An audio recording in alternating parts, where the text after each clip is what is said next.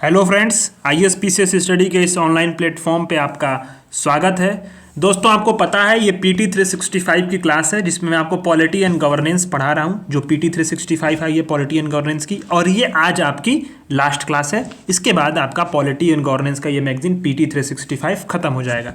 मैंने आपको पहले वाला यूनिट पढ़ा दिया है, दूसरा पढ़ा दिया है, तीसरा भी पढ़ा दिया है, चौथा भी पढ़ा दिया है, पाँचवां भी पढ़ा दिया है और सातवां पढ़ा दिया है, आठवां पढ़ा दिया, बीच में बचा था छठवां वाला, क्योंकि ये इंपॉर्टेंट लेजिस्लेशन और बिल यानी महत्वपूर्ण अधिनियम और विधेयक जो थे वो मैंने कल बताया था कि इसको मैं आज पढ़ाऊंगा। ठीक है, तो ये आज जो ये आर्टिकल पढ़ेंगे महत्वपूर्ण विधेयक और लेजिस्लेशन और बिल वाले, इसके बाद आपकी पॉलिटी एंड गवर्नेंस की मैगजीन खत्म हो जाएगी। This is the last class of your PT 365। ठीक है, तो आज के बाद जो है हम लोग अपना इकोनॉमिक्स वाला जो है PT 365 है उसको हम लोग पढ़ेंगे।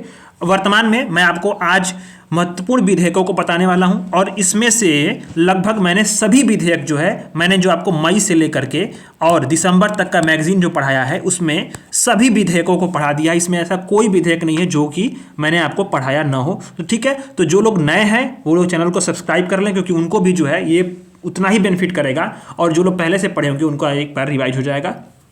तो सभी के लिए क्लासेस बहुत इंपॉर्टेंट होने वाली है। चलिए शुरू करते हैं अपने कंटेंट की तरफ। ठीक है, ये आपका जो है सेक्शन है इंपॉर्टेंट अधिनियम और विधेयक। जो भी महत्वपूर्ण विधेयक थे अप्रैल से लेकर के दिसंबर तक का, उसी का ये कंपाइलेशन है। ठीक है, तो इसको हम लोग शुरू करते हैं अपने पहले वाले आर्टिकल से। बहुत इंपॉर्टेंट है, और ये समझ लीजिए कि आपके जो अमेंडमेंट्स हैं कहीं ना कहीं सवाल में जो है ये प्रीलिम्स के सवाल में बन सकते हैं। तो आपको इसमें बहुत ध्यान से पढ़ना है और सब चीज़ों को, एक भी चीज़ छोड़ेंगे नहीं, सारी चीज़ों को समझाएंगे आपको। शुरू करते हैं। सुर्खियों में क्यों रहा कि संसद ने संविधान का जो 106वां संविधान संशोधन है, यानी कि जो 106वां अमेंडमेंट है संविधान संशोधन का, उसके माध्यम से एक जो है एक्ट पारित किया। इसका उद्देश्य क्या था कि लोकसभा में, ठीक है, लोकसभा में और राज्य की विधानसभाओं में, ठीक है, और जो राष्ट्रीय राजधानी क्षेत्र दिल्ली है उसकी विधानसभा में, यानी आपको ध्यान देना है कि लोकसभा, राज्य विधानसभा और राष्ट्रीय राजधानी क्षेत्र दिल्ली, इन तीन जगहों पे जो विधानसभा है उसकी महिलाओं को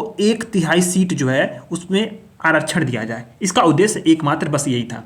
ध्यान देना, यहाँ पे राज्यसभा नहीं है, राज्य विधान परिषद भी नहीं है, और राष्ट्रीय राजधानी दिल्ली क्षेत्र की विधानसभा यानी कि UT की सिर्फ एक विधानसभा जो है इस पे शामिल है।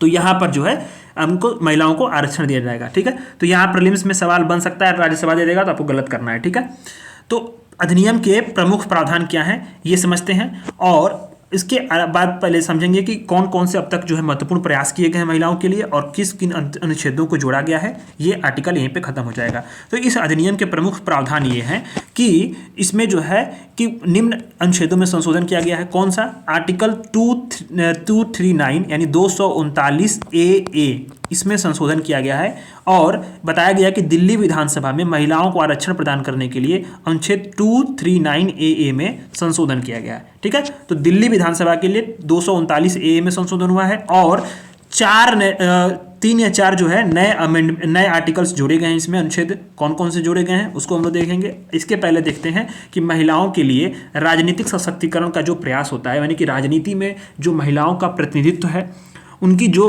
बातें हैं, मुद्दे हैं, किस प्रकार से वो वैल्यू करें और उनका प्रतिनिधित्व किस तरह से बढ़ाया जाए, इसके लिए बहुत सारे प्रयास हुए हैं। और कौन कौन से प्रयास हैं? तो जो 1992 में, अभी ऊपर आपको मैंने पढ़ाया था परसों वाली क्लास में, कि 73वें और 74वें संविधान संशोधन के माध्यम से पंचायत और नगर पालिका में महिलाओं के लिए आरक्षण का प्रावधान किया गया था। ठीक है, अब इसके बाद क्या हुआ कि 1996 में जो है 81वां संविधान संशोधन पेश किया गया था लोकसभा राज्यसभा में महिलाओं के लिए 61 सीटों के लिए। हालांकि ये सफल नहीं हो पाया था, और इसी प्रकार से अन्य प्रयास किए गए थे, वो सफल नहीं हो पाए। हालांकि ये वाला जो आर्टिकल, जो संशोधन है कि 106वां संविधान संशोधन, ये सफल रहा है, और महिलाओं को आरक्षण यहाँ पे प्रदान किया गया है लोकसभा, राज्य विधानसभा और दिल्ली की क्षेत्र की विधानसभा की महिलाओं को। ठीक, अब इसमें कौन कौन से नए अनुच्छेद जोड़े गए हैं उन सारी चीज़ों को हम लोग देखते हैं।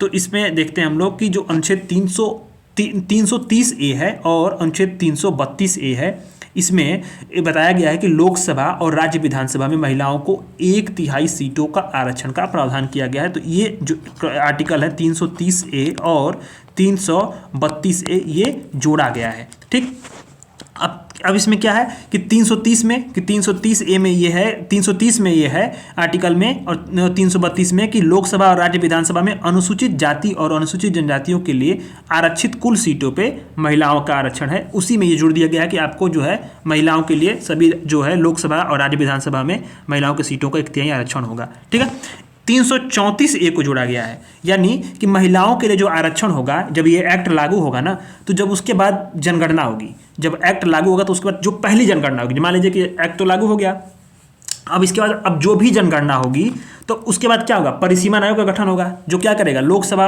और जो राज्य विधानसभा सब चीज़ों का क्या करेगा, वो परिसीमन करता है। अभी ऊपर मैंने परिसीमन आयोग पढ़ाया भी था, तो परिसीमन होगा, उसी की प्रक्रिया के बाद जो है ये एक्ट लागू होगा। और इसमें एक सनसेट क्लॉज है, मतलब यह है कि जो महिलाओं के लिए सीट का जो आरक्षण है वो आरक्षण इस आरक्षण कानून के लागू होने के बाद 15 वर्ष तक जारी रहेगा। हालांकि जो संसद चाहेगी तो समय से जो है इस कानून बना करके इस अवधि को आगे बढ़ाती जाएगी, 15 वर्ष के लिए लागू होगा। और जो महिलाओं का आरक्षित सीट होगा वो क्या होगा, आवधिक रोटेशन, यानी आगामी जो प्रत्येक परिसीमन के बाद जो है ये रोटेशन होता रहेगा इसका। ठीक है, अब एक बात है कि जो अधिनियम के जो बंद हैं वो मौजूदा विधानसभा और लोकसभा के विघटन तक किसी भी प्रतिनिधि को प्रभावित नहीं करेंगे। मतलब अभी जो वर्तमान का जो लोकसभा है और जो विधानसभाएं चल रही हैं उसको ये प्रभावित नहीं करेगा, अगले वाले से ये कदम उठाए जाएंगे। ठीक, और इसके बाद जो है हाल ही में जम्मू कश्मीर और पुनर्गठन अधिनियम 2023 में और केंद्र शासित प्रदेश सरकार संशोधन अधिनियम 2023 द्वारा संसद अधिनियमित किया है। इसमें क्या बताया गया कि जम्मू कश्मीर और पुडुचेरी विधानसभा में महिलाओं के लिए 33% सीट आरक्षित करना चाहते हैं। तो ये भी आपको लिए इम्पोर्टेंट है कि जम्मू कश्मीर और पुडुचेरी विधानसभा में महिलाओं के लिए 33% सीट आरक्षित करना चाहते हैं। तो नारी शक्ति वंदन अधिनियम 2023 ये कंप्लीट होता है। इसमें आपको करना क्या है, याद उसको बता दूं आपको, इसमें आपको याद रखना है इसका कौन सा संविधान संशोधन था ये समझ लीजिए, कितना सीट देता है किन किन लोकसभा में, राज्य विधानसभा में और दिल्ली की विधानसभा में, इसको जान लीजिए। कौन कौन से आर्टिकल जोड़े गए हैं, कौन कौन सा आर्टिकल संशोधन किया गया है, बस बात खत्म। ठीक, तो अभी कल एक सवाल एक लोगों का था कि सर नोट्स कैसे बनाएं, इसका नोट्स कैसे बनाएं, और नोट्स बना रहे हैं तो बहुत सारी सभी चीज़ें लिख दे रहे हैं, तो ये समस्या है। तो आपको करना क्या है, पहले आप PYQ देख लो, प्रीवियस ईयर क्वेश्चन, और प्रीवियस ईयर क्वेश्चन देखो कि सवाल कैसे पूछे हैं। सवाल आपको जो है, मैंने कल टेलीग्राम पे बहुत सारे क्विज भी डाले थे, रोज़ शाम को जो है एक आध दो क्विज मैं इसी PT से बना करके डाल देता हूँ। तो उस सवाल को देखो और आप समझो कि मुझे क्या नहीं आ रहा है। तो आपको देखना क्या होता है कि आप समझो कि सभी चीज़ें नहीं लिखनी होती हैं, और अगर आप PT का नोट्स बनाने बैठेंगे ना तो ये फिर आप मूर्खता होगी। क्यों मूर्खता होगी, क्योंकि 5 क्लास में PT खत्म करा दिया है, 1.5 घंटे की क्लास, 1 घंटे की क्लास है, उसको या तो रिवाइज कर लो, 1.5x पे लगा के रिवाइज कर लो, ठीक, सभी चीज़ें हो जाएंगी। या फिर आप जो है इसमें हाईलाइट कर लो। नोट्स बनाने पे टाइम वेस्ट होगा अभी फिर वर्तमान में, मेरा मानना है ऐसा, क्योंकि ये अप्रैल से लेकर के दिसंबर तक का मैगजीन है, अभी जनवरी से लेकर के अप्रैल की एक और आएगी एक्स्ट्रा वाली, तो कितना नोट्स बनाओगे यार, कितना समय, कम समय बचा है, 3 महीने से भी कम समय है।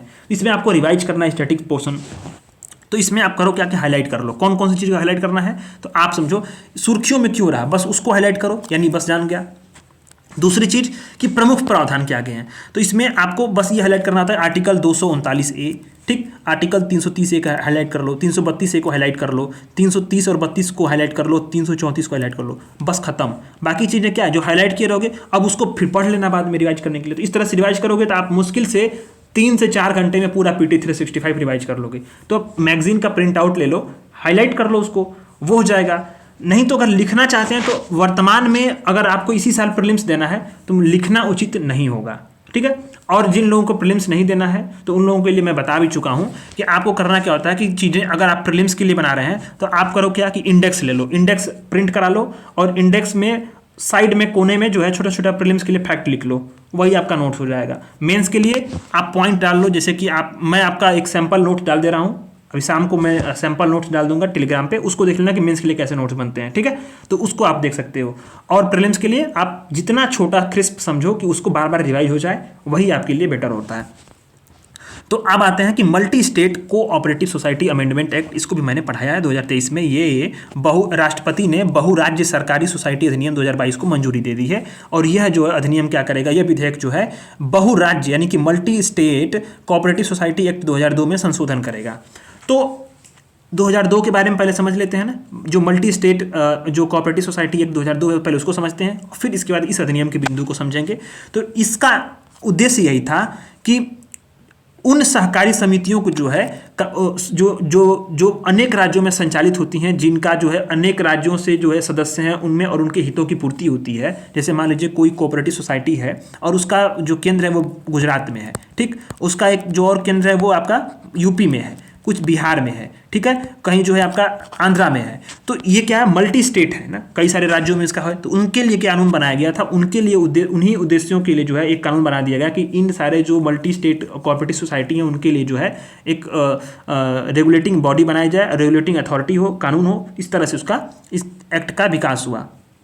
अब करती क्या है जो ये कि ये केंद्रीय मंत्रिमंडल ने जो multi state cooperative society act 2002 था उसके तहत जो है 3 बहुराज्य सहकारी समितियों की गठन की मंजूरी दी, यानी राष्ट्रीय बहुराज्य सहकारी निर्यात समिति, दूसरा था राष्ट्रीय बहुराज्य यानी कि मल्टी स्टेट सहकारी ऑर्गेनिक समिति, और राष्ट्रीय बहुराज्य सहकारी बीज समिति। 3 प्रकार के जो है बहुराज्य यानी मल्टी स्टेट कोऑपरेटिव सोसाइटी को गठन की मंजूरी दी थी केंद्रीय मंत्रिमंडल ने 2002 वाले एक्ट के तहत, ठीक है, 3 स्तर की।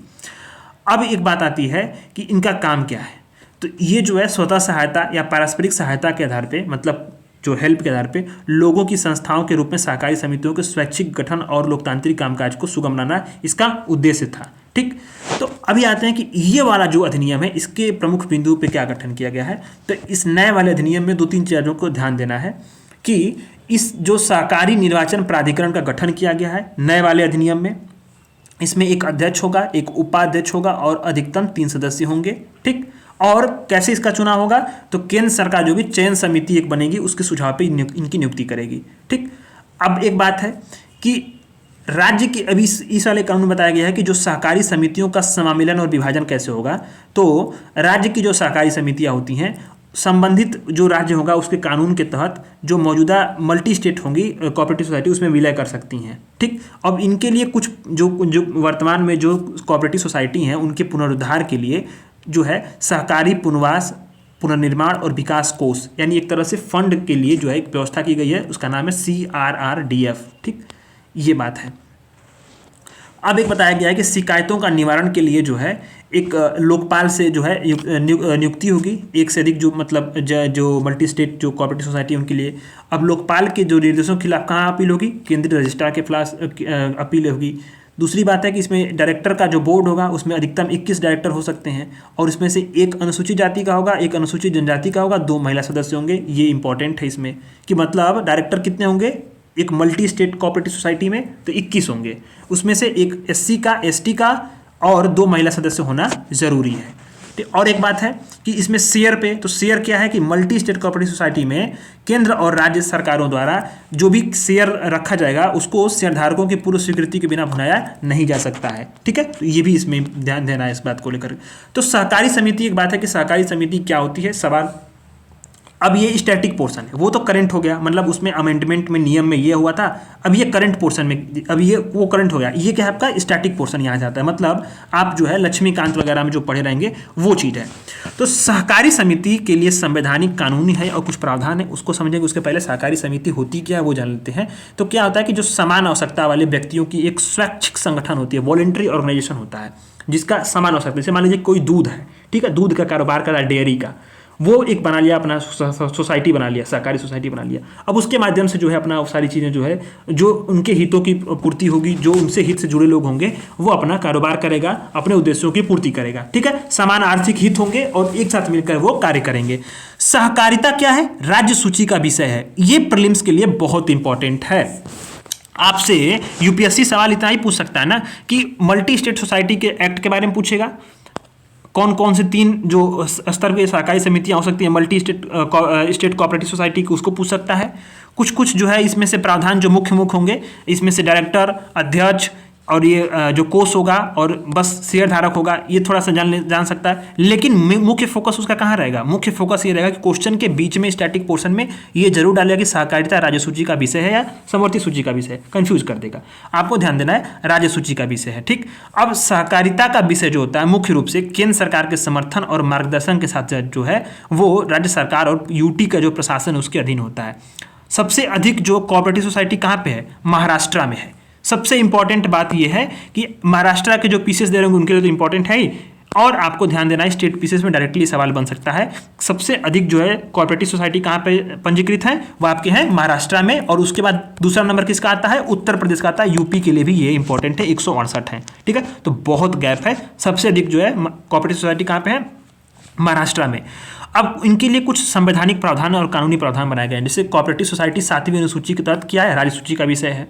अब ये बहुत इंपॉर्टेंट है, 2 बार पूछा हुआ है, और यूपी पीसीएस ने तो 3-4 बार पूछा अपने बात में। इसमें जो आर्टिकल 19(1)(c) है वो बोलता है कि सहकारी समितियों का जो गठन है उसका अधिकार वो एक मौलिक अधिकार है, और 97वें संविधान संशोधन 2011 ने सहकारी समितियों के गठन को जो है ये मौलिक अधिकार बना दिया है। ठीक, अब एक बात है डीपीएसपी में 43B, जो अनुच्छेद 43B है वो बताता है कि राज्य जो है सहकारी समितियों का स्वैच्छिक गठन, स्वायत्त कामकाज यानी ऑटोनोमस जो कामकाज हो, लोकतांत्रिक नियंत्रण और पेशेवर प्रबंधन को बढ़ावा देने के लिए प्रयास करेगा। कौन करेगा? राज्य करेगा। ठीक, अब ये भाग 9B है। भाग 9B में क्या है कि यह जो है कि सहकारी समितियों का निगमन, बोर्ड का सदस्यों और पदाधिकारी जो होंगे उनके लिए शर्तें होंगी, सहकारी समितियों का प्रभावी प्रबंधन होगा। और भाग 9B में जो है अनुच्छेद 243 ZH से लेकर के अनुच्छेद 243 जो है ZT तक इसमें बताया गया है प्रावधान। ठीक है, यानी H से लेकर के T तक Z वाला जो क्लॉज है। अब एक बताया गया है कि बहुराज्य सहकारी समिति अधिनियम 2002, इसको हमने पढ़ा ही कि मतलब एक से अधिक राज्यों में जो संचालित होती है सहकारी समिति उसके पंजीकरण का प्रावधान करता है। तो इसमें आपको कानूनी प्रावधानों को अच्छे से समझ आना है कि 7वीं अनुसूची में है, राज्य सूची का विषय, अनुच्छेद 19(1)(c) में ये आपका मौलिक अधिकार है। ठीक, कौन सा संविधान संशोधन? तो 97वां संविधान संशोधन 2011। ठीक, अब इसके बाद जो है कि अनुच्छेद 43B ये भी जो है स्वैच्छिक संगठन के लिए जो है इसके लिए राज्य जो होगा वो अपना उसका लोकतांत्रिक प्रबंधन, लोकतांत्रिक नियंत्रण और पेशेवर प्रबंधन को बढ़ावा देने का प्रयास करेगा। ये आपका डीपीएसपी है, और डीपीएसपी किस में है? 43B में है। भाग 9B में भी जो इसके लिए कुछ प्रावधान है, और जो प्रावधान है वो अनुच्छेद 243 ZH से लेकर के ZHT तक है। और multi state cooperative society act 2002 में आया था, खत्म हो गया ये आपका। अब आता है सिनेमेटोग्राफ अमेंडमेंट एक्ट 2023। इसको तो मैंने पढ़ाया हुआ है अक्टूबर मंथ की मैगजीन में ये दिया हुआ था। तो ये क्या है पहले आप समझते हैं कि सिनेमेटोग्राफ अमेंडमेंट एक्ट न्यूज में क्यों रहा, कि राष्ट्रपति ने सिनेमेटोग्राफ संशोधन अधिनियम 2023 को मंजूरी दे दी, तो ये इसलिए न्यूज में रहा। अब ये तथ्य क्या करता है? ये इसमें तथ्य ये कि जो अधिनियम है वो जो सिनेमेटोग्राफ था 1952 उसमें संशोधन करता है, और फिल्मों के जो प्रदर्शन है वो जो सिनेमेटोग्राफ फिल्मों के प्रदर्शन हेतु प्रमाणित करने और सिनेमेटोग्राफ का उपयोग करके प्रदर्शनों को विनियमित करने के संबंध में से प्रावधान किए गए हैं। अब एक बात बताती है कि जो 1952 वाला जो था अमेंडमेंट, जो एक्ट था, अमेंडमेंट नहीं सॉरी एक्ट था जो, वो क्या करता है? वो केंद्रीय फिल्म प्रमाणन बोर्ड के गठन का प्रावधान करता है, CBFC का। अब हम समझते हैं कि CBFC क्या है। CBFC यह है कि CBFC द्वारा जो प्रमाण जो होता है ना वो क्या करता है? वो बोर्ड के फिल्मों को जो है कैटेगराइज करता है, प्रमाण पत्र देता है, और उसको जो है उस पर प्रदर्शन पर रोक लगाता है, ये सारे काम करता है। तो CBFC क्या है? एक सांविधिक निकाय है। सबसे बड़ा इंपॉर्टेंट बात यह है कि इसको सांविधिक निकाय है, ये बात आपको ध्यान देनी है। केंद्रीय फिल्म प्रमाणन बोर्ड संविधान के द्वारा बनाई गई विधि के अनुसार एक जो है निकाय है, इसलिए सांविधिक निकाय है। ठीक, और करता क्या है जो कि सिनेमेटोग्राफ अधिनियम 1952 के प्रावधानों के तहत फिल्म का जो पब्लिक जो अपीयरेंस होता है, सार्वजनिक प्रदर्शन होता है, उसको रेगुलेट करता है, सूचना प्रसारण मंत्रालय के अंतर्गत आता है। ठीक, इसका उद्देश्य यही है कि जो मतलब विजन है कि स्वस्थ और उचित मनोरंजन को सुनिश्चित किया जाए। इसमें कुछ गैर सरकारी सदस्य और अध्यक्ष भी होते हैं, नियुक्ति सरकार करती है। 9 क्षेत्रीय मुख्यालय हैं, इसको छोड़ दीजिए, मुख्यालय का नहीं आपको पढ़ना होता है। तो इस वाले जो अमेंडमेंट है इसमें कुछ प्रमुख प्रावधान किए गए हैं, तो वो समझते हैं, बाकी चीज़ें छोड़ देंगे, बाकी चीज़ों को नहीं ध्यान देना है। इसमें CBFC बहुत इंपॉर्टेंट था, केंद्रीय फिल्म प्रमाणन बोर्ड। तो इसमें बताया गया है कि जो इस अधिनियम के तहत ना, यह अधिनियम UA श्रेणी जो है उसके तहत 3 आयु आधारित प्रमाण पत्र प्रस्तुत करता है। ये प्रमाण पत्र कौन है? UA 7+, UA 13+ और UA 16+। तो UA क्या है कि UA श्रेणी होता है कि इस श्रेणी की जो फिल्में होती है ना 12 साल से कम उम्र के बच्चे अपने अभिभावक के मार्गदर्शन में ही इसको देखेंगे। ठीक है, तो उसके तहत 3 आयु श्रेणी और बना दिया है, UA 7+, UA 13+ और UA 16+। ठीक, केवल अनुशंसात्मक है, ये आप देखना देखिए, नहीं देखना मत देखिए, आपके ऊपर है, पर ये मतलब ये आपका प्रमाणन पत्र का जो श्रेणी है वो CBFC जो है आप कहीं ना कहीं उसका प्रावधान करता है। तो CBFC फिल्म के जो आप फिल्म जानते होंगे, तो फिल्म के जो शुरू होता है उसके ऊपर प्रमाण पत्र लिखा था केंद्रीय फिल्म प्रमाणन बोर्ड, तो उस पर श्रेणी लिखी होती है, ठीक है। UA होगा, फिर A होगा, फिर S होगा। तो U क्या होता है, इस श्रेणी की जो आयु की फिल्में होती हैं वो किसी भी मतलब व्यक्ति को बिना किसी प्रतिबंध के किसी भी आयु वर्ग के लोग देख सकते हैं। U श्रेणी की जो फिल्में होती हैं, ठीक है।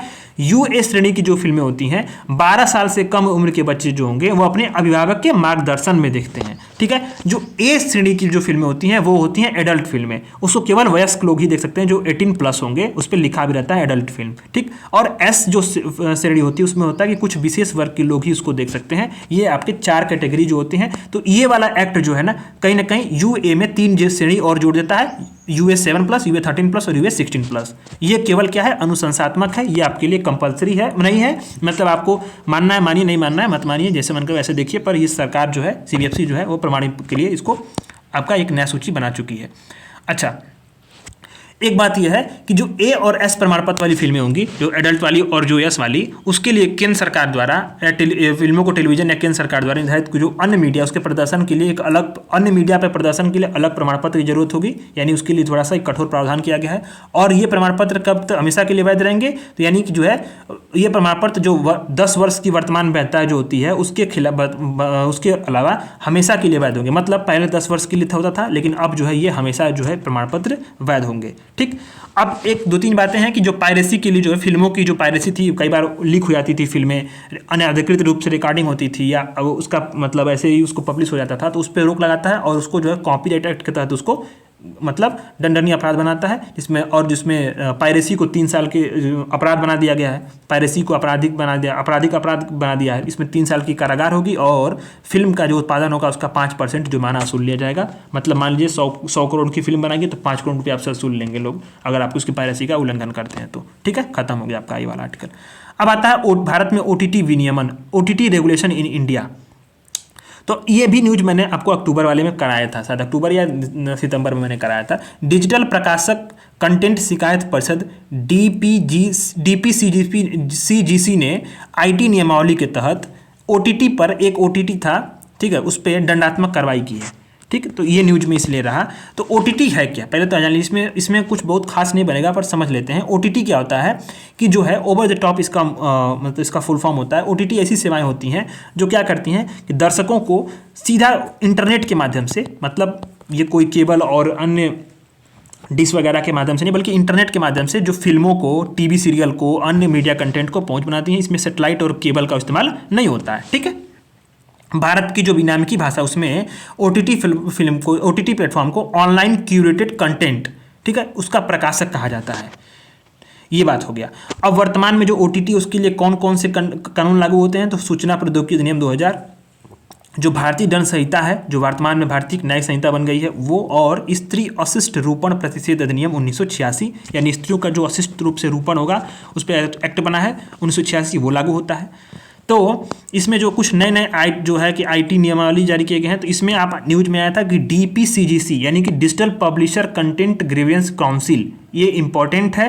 तो आपको ध्यान देना है कि जो DPCGC है ये क्या है कि ये इंटरनेट और मोबाइल एसोसिएशन के तत्वाधान में स्थापित किया गया, कब, 2021 में, और सूचना प्रसारण मंत्रालय द्वारा पंजीकृत है। ये स्व विनियामकी निकाय है, ठीक, मान्यता प्राप्त है स्वतंत्र तौर पर। और जो क्या है कि इसे ऑनलाइन क्यूरेटेड कंटेंट के लिए गठित किया गया है।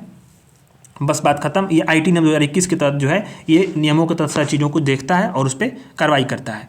तो नए IT नियम 2021 भी हैं जो क्या करते हैं कि आपको जो है धारा 87 इसकी बताती है कि सूचना प्रौद्योगिकी नियमावली 2021 जो है इसमें बताया गया है कि सूचना प्रसारण मंत्रालय OTT और अन्य ऑनलाइन प्लेटफॉर्म पे जो प्रसारित कंटेंट है उसको रेगुलेट कर सकते हैं। ऑनलाइन समाचार, OTT प्लेटफॉर्म और डिजिटल मीडिया के लिए आचार संहिता भी बनाए गए हैं। कंटेंट का वर्गीकरण किया गया है। अब OTT का जो प्लेटफॉर्म है उसके लिए 5 आयु वर्ग के लिए उसको कंटेंट के लिए उसको जो है वर्गीकृत किया जाएगा। ये बात आपको ध्यान है। पेरेंट लॉक होगा, यानी कि OTT प्लेटफॉर्म को जो है UA 13+ या उससे उच्च श्रेणी वाले जो कंटेंट होंगे उसमें पेरेंट लागू करना होगा, पेरेंट लॉक, ठीक।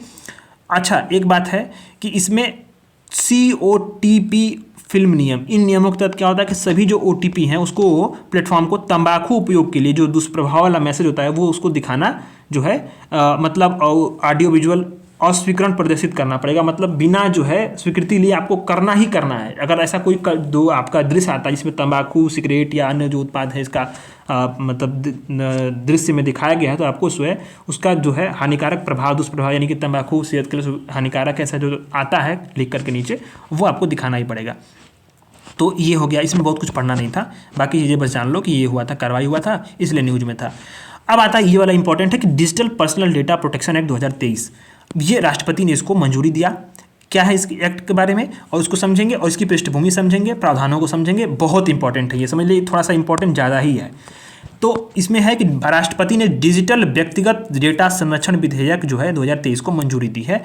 पृष्ठभूमि ये थी कि जो के.एस. पुट्टास्वामी विवाद था 2017 में, उसमें भारत संघवाद में जो है पायरेसी यानी कि जो निजता था उसको मूल अधिकार के रूप में मान्यता दी गई थी, यानी कि आपका जो है निजता है वो आपका मूल अधिकार है। किस बात में बताया गया? के.एस. पुट्टास्वामी विवाद बनाम भारत संघवाद में, ठीक है। इसके बाद क्या हुआ कि जो न्यायमूर्ति श्री कृष्ण की अध्यक्षता वाली समिति थी 2018 में, वो पर्सनल डेटा प्रोटेक्शन के लिए विधेयक का जो है मसौदा बनाई थी। आपको ध्यान देना है कि अब इसकी शुरुआत कैसे हुई थी? के.एस. पुट्टास्वामी में, के.एस. पुट्टास्वामी वाद में इसका जो है पायरेसी को मूल अधिकार बनाया गया, ठीक। अब इसके बाद जो है न्यायमूर्ति श्री कृष्ण थी, उन्होंने क्या बोला? उन्होंने जो है पर्सनल डेटा प्रोटेक्शन के लिए विधेयक का मसौदा तैयार किया।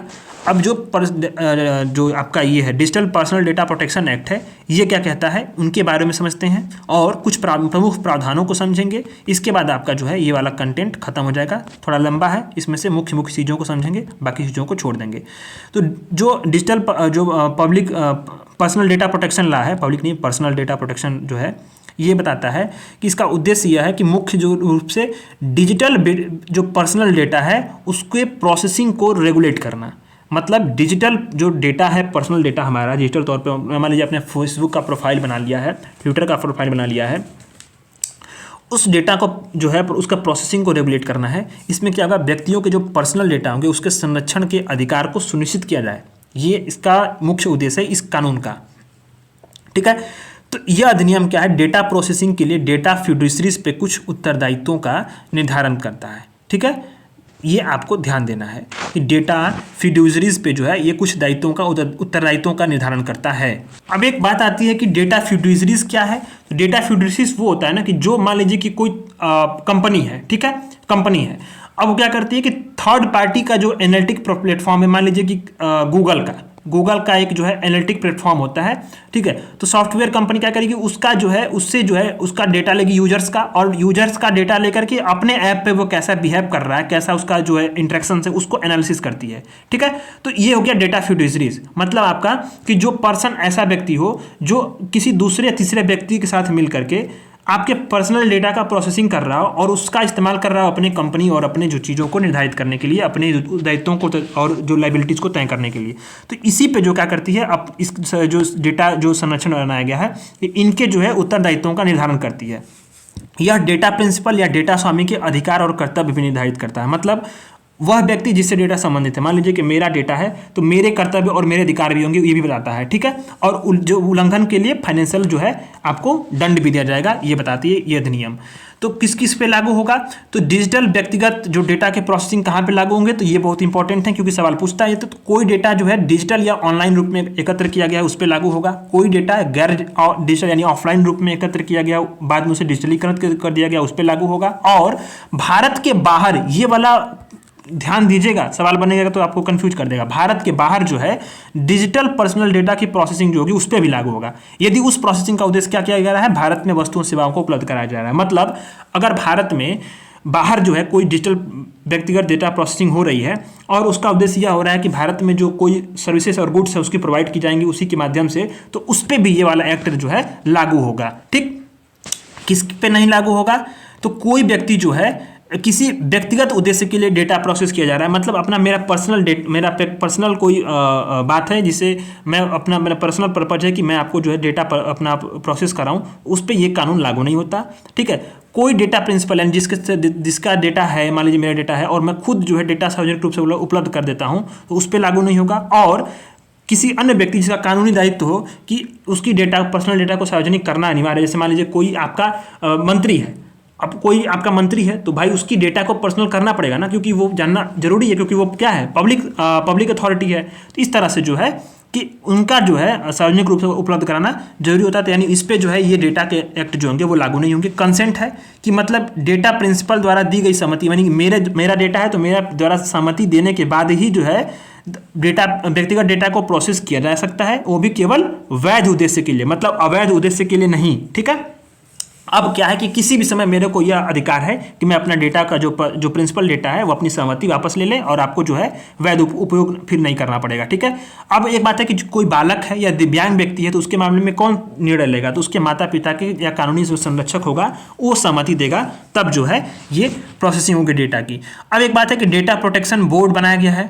ठीक, तो इसी के इसमें जो है इसमें बताया गया है कि एक data protection board of India होगा, DPBI। इसका कार्य क्या होगा कि जो नियम बने हैं उसका अनुपालन कराया जाए, उसकी निगरानी की जाए, उसका उल्लंघन करने पर जुर्माना लगाया जाए, और डेटा उल्लंघन जब होगा तो उसे ऐसी स्थिति में डेटा फ्यूडरीज जो होंगे, यानी पता है ना जो कंपनी होगी जो यूज करेगी थर्ड पार्टी के जो डेटा एनालिसिस को, उसको निर्देश देगी। ठीक, और प्रभावित व्यक्तियों को शिकायतों की सुनवाई करेगी।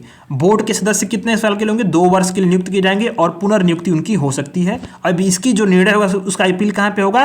तो TDSAT में, यानी TDSAT में, यानी कि दूर संचार विवाद निपटान और अपीली प्राधिकरण में इसकी अपील की जाएगी। एक बात है। ठीक है, अब आता है कि डेटा प्रिंसिपल के अधिकार और कर्तव्य, यानी right and duties of data principal. इस बात है इसमें यह है कि इसमें डेटा प्रिंसिपल यानी मेरा डेटा है तो मेरे अधिकार क्या होंगे कि डेटा प्रोसेसिंग के बारे में जानकारी प्राप्त करना मेरा अधिकार है। ठीक, व्यक्तिगत डेटा को सुधारने के लिए हटाने की मांग करना मेरा अधिकार है, और डेटा प्रिंसिपल को जो डेटा फ्यूडरीज हैं उसको शिकायत दर्ज करने का भी मेरा अधिकार है।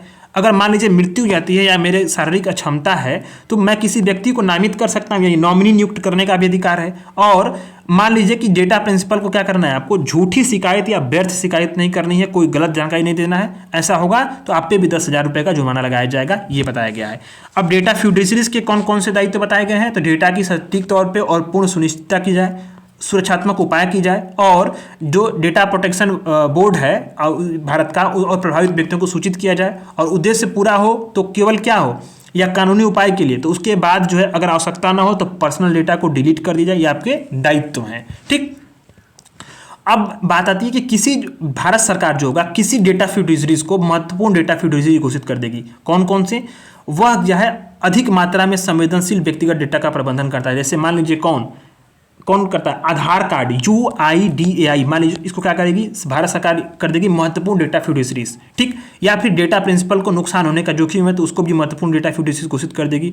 भारत की संप्रभुता और एकता अखंडता को कोई प्रभावित कर रहा हो या राज्य की सुरक्षा संबंधित हो तो उसको भी महत्वपूर्ण डेटा फ्यूडरीज भारत सरकार घोषित कर देगी। चुनावी लोकतंत्र या लोक व्यवस्था पर ऐसा कोई प्रभाव पड़ने वाला हो तो उसको भी जो है महत्वपूर्ण डेटा फ्यूडरीज घोषित कर देगी। ठीक है, अब कौन कौन से मामलों पे छूट होंगे, किस पे? तो कौन जो मतलब राज्य की सुरक्षा के लिए, लोक व्यवस्था के लिए जो एजेंसियां होंगी उनके लिए छूट होगा। इस तरह से स्टार्टअप्स के लिए या अन्य श्रेणी के लिए उन छूट होगा।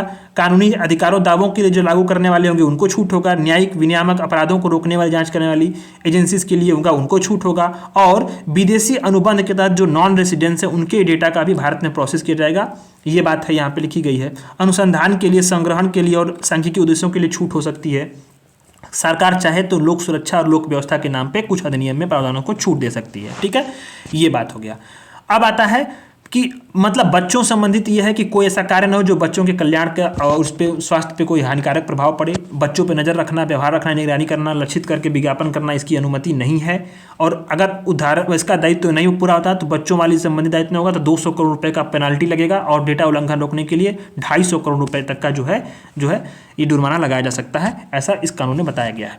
एक आता है डिजिटल सर्विसेज एक्ट। जो यूरोपियन यूनियन है उसने यह पुष्टि की कि यूरोपियन यूनियन का जो डिजिटल सर्विस एक्ट है उसके तहत ऑनलाइन कंटेंट रेगुलेशन कुल 19 प्लेटफॉर्म पे लागू किए जाएंगे। ठीक है, अब ये क्या है? डिजिटल सर्विसेज एक्ट अपनी तरह का एक पहला विनियामकी टूल बॉक्स है जो करता क्या है कि जो ऑनलाइन जो मीडिएटरीज हैं उनको विनियामकी कार्यप्रणाली के तहत एक मानदंड देता है। अब ये क्यों किया गया है? क्योंकि जो है डिजिटल मार्केट के तरफ जो है बहुत बार क्या होता था कि बहुत सारी समस्याएं उत्पन्न होती थी, उसी के रेगुलेशन के लिए ये एक्ट जो है यूरोपियन यूनियन ने लाया और बताया कि जो है ऑनलाइन कंटेंट रेगुलेशन जो है जो हम अनेक प्लेटफॉर्मों पे लागू करेंगे। ठीक है, ये बात यहाँ पे एक स्पष्ट हो गई।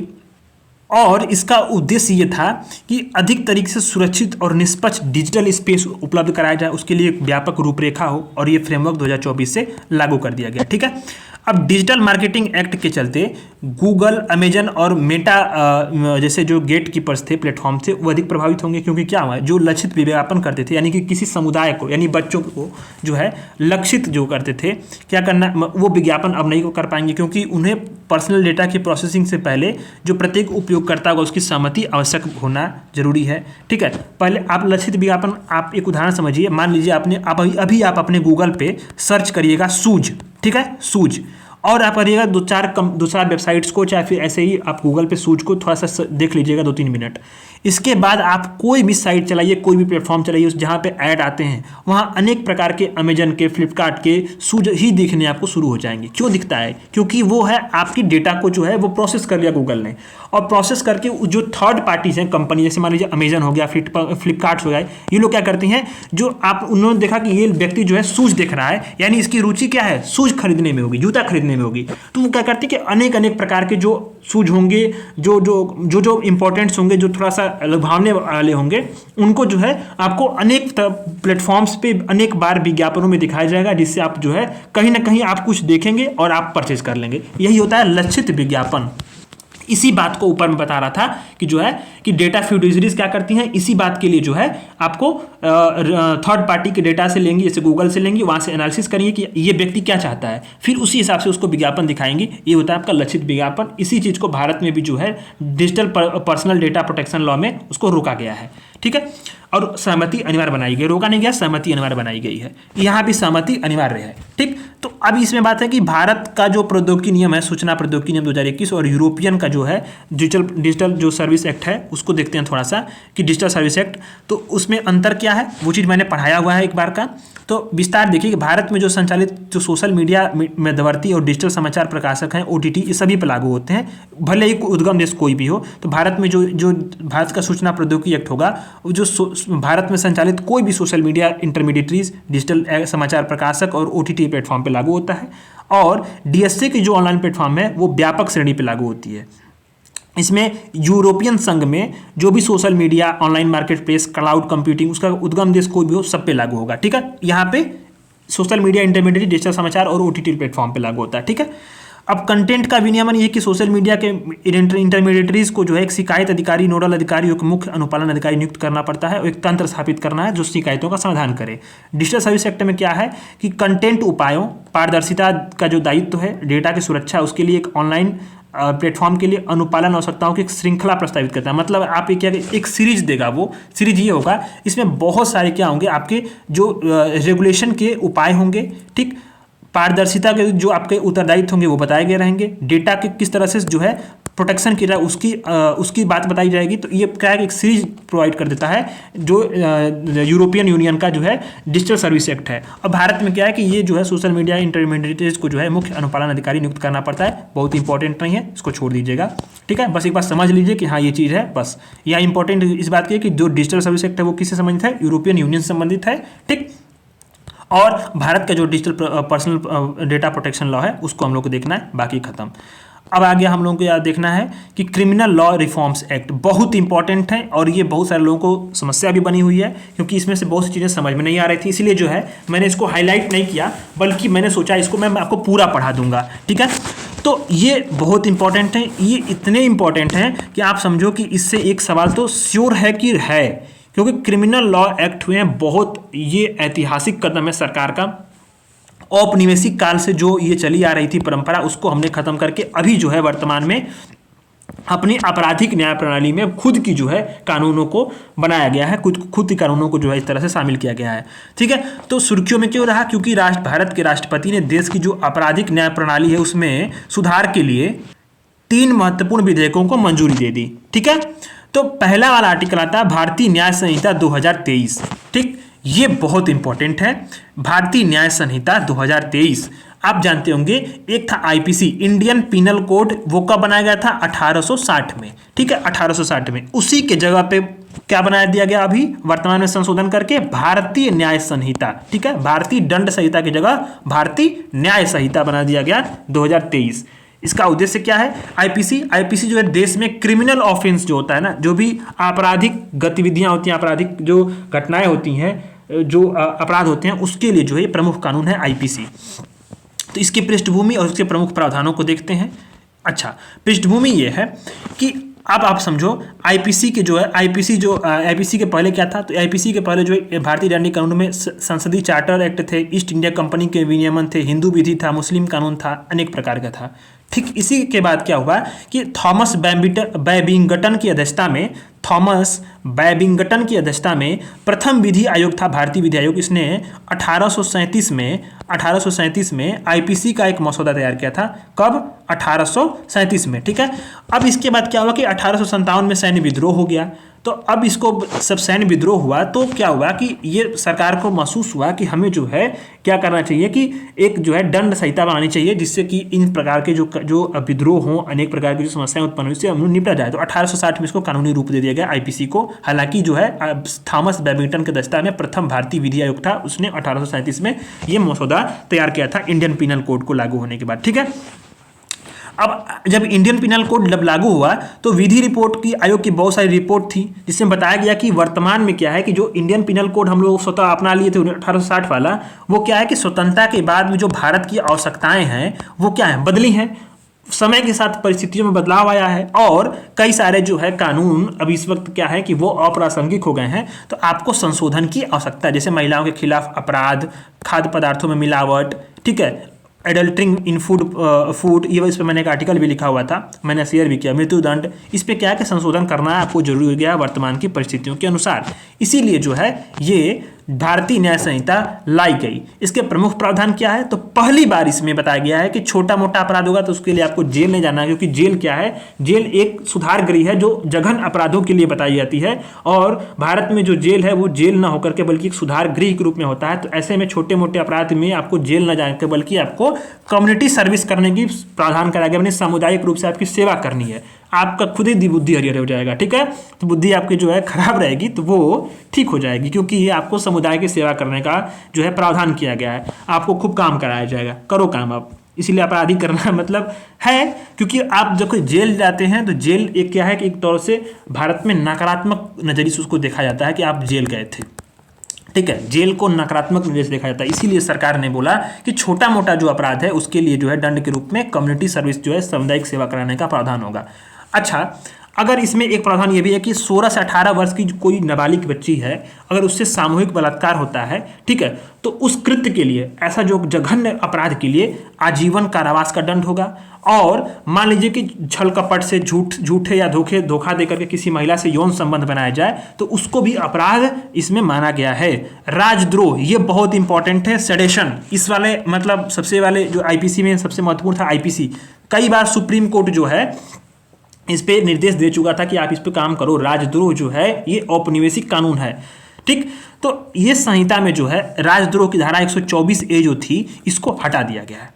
ठीक, इसके बजाय क्या किया गया? दंड का प्रावधान किया गया। जैसे अलगाववादी गतिविधियों, सशस्त्र विद्रोह हो जाए, विध्वंसक गतिविधियां हो, इसको बढ़ावा देने का प्रयास किया जाए, या अलगाववादी गतिविधियों की भावनाओं को प्रोत्साहित करें, भारत की संप्रभुता, एकता, अखंडता को खतरे में डालें, तो वहाँ क्या होगा? वहाँ जो है आपको दंड दिया जाएगा।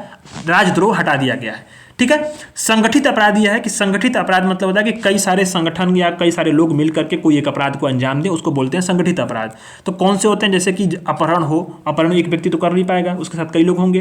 ठीक, जबरन वसूली, कॉन्ट्रैक्ट लेकर हत्या करना, भूमि पर कब्जा करना, साइबर अपराध, इसमें ध्यान देना है। संगठित अपराध में साइबर अपराध भी आता है। ठीक है, ये गलती मत करना कि ये ऑप्शन आएगा तो उसको छोड़ देना, साइबर अपराध नहीं, ये आपको संगठित अपराध आता है।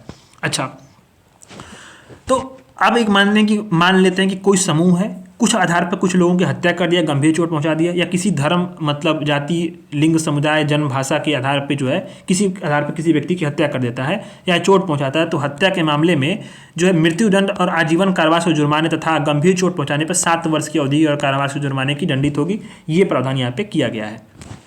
तो ये क्या था आपका कि दंड संहिता था, उसको न्याय संहिता बना दिया गया। और किस प्रकार से इसमें प्रावधान है ये आपने देख लिया। अब आते हैं हम लोग दूसरे वाले आर्टिकल पे, भारतीय नागरिक सुरक्षा संहिता। अब यहाँ पे किस लिए आया है, तो देखो भारतीय नागरिक सुरक्षा संहिता जो 2023 है उससे सीआरपीसी थी, एक तो आईपीसी था इंडियन पिनल कोड, दूसरा था सीआरपीसी, ठीक है, उस सीआरपीसी को हटा दिया गया। अब सीआरपीसी में क्या था कि इन अधिनियम के तहत जो है अरेस्ट होना, प्रोसिक्यूशन और जमानत यानी बेल की प्रक्रिया का प्रावधान होता है, ठीक। तो सीआरपीसी का उत्पत्ति कैसे हुआ पहले वो समझते हैं। तो सीआरपीसी को सबसे पहले क्या हुआ था 1861 में ब्रिटिश शासन में ही, जब 1860 में वो लागू हो गया कानूनी रूप से आईपीसी, तो उसको 1861 में इसको बनाया गया, ठीक। अब बाद में इसको 1872 1882 में क्या हुआ कि कई सारे अधिनियम से इसको प्रतिस्थापित किया गया, यानी कि उसको हटाया गया, अलग बनाया गया, ठीक है। कई सारे संशोधन भी हुए, जैसे कि उसमें 1898 में, फिर 1923 में, फिर 1955 में संशोधन हुए। इसके बाद जो दंड प्रक्रिया संहिता है सीआरपीसी, ठीक है, भारत के जो विधि आयोग था इसने अपनी 41वें रिपोर्ट में बोला कि व्यापक स्तर पर इसमें सब जो संशोधन किया जाए, इसी के सिफारिश पे 1973 का जो सीआरपीसी निर्माण किया गया, यानी इसमें संशोधन हुआ। अब इसके जगह पे क्या बना दिया गया है वर्तमान में भारतीय नागरिक सुरक्षा संहिता 2023। अब इसके प्रमुख प्रावधान क्या है वो समझते हैं। विचाराधीन कैदियों की हिरासत। अब एक बात यह है कि विचाराधीन कैदी क्या होते हैं, पहले तो आप समझो शब्द को कि विचाराधीन कैदी क्या होते हैं। जैसे मान लीजिए आपने जो है किसी व्यक्ति को खूब पीट दिया, उसने एफआईआर करा दिया आपको, ठीक। मान लीजिए, और आपने पीटा क्योंकि मान लीजिए परिस्थितिवश वो आपको गाली दे रहा था या जो भी कुछ हो रहा था छोटे मोटे, मान लीजिए आप पेशेवर अपराधी तो है नहीं, ठीक, पेशेवर अपराधी नहीं है, मतलब आपका पेशा ये नहीं है कि मैं आपका किसी की हत्या करूँ, किसी को मारूँ पीटूँ या मैं अपराधी करूँ। परिस्थितिवश मान लीजिए कि ऐसा स्थिति उत्पन्न हुई कि आपको मारना पड़ गया उसको, और उसने एफआईआर दर्ज करा दी, आप चले गए जेल, ठीक। अब क्या हुआ, आपके पास जो है 24 घंटे के अंदर आपको मजिस्ट्रेट के सामने पेश किया जाएगा, ये नियम है, ठीक, आप जानते ही होंगे, मूल अधिकार भी है आपका 24 घंटे के अंदर पेश होना। आपने अपने पसंद का वकील रखना, ये भी आपका मूल अधिकार है, ठीक। तो अब क्या होगा कि आप कोर्ट गए और कोर्ट ने बोल दिया कि आपको अगले जो है 15 दिन बाद आपकी सुनवाई होगी, ठीक।